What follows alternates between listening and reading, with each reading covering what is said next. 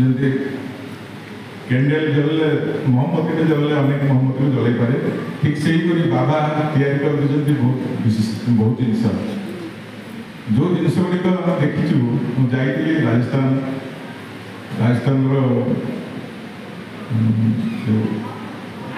mount Abu पहाड़ पर अच्छी हाँ ज्ञान सरोवर तापर तलटा जो अच्छी पांडव बाबा जो तपस्या करते से कुटिया सब आम जड़े भाई थे कि मिश्र भाई आम सागे अच्छा से सब बुले थे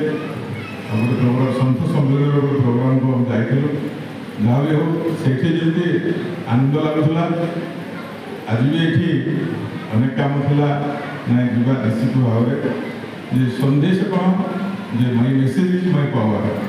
जे आम कथा कहवा शक्ति पाइबा कथा कही स्वीकृति पाइबा ना काय मन वाक्य जब एक हो कर्म ही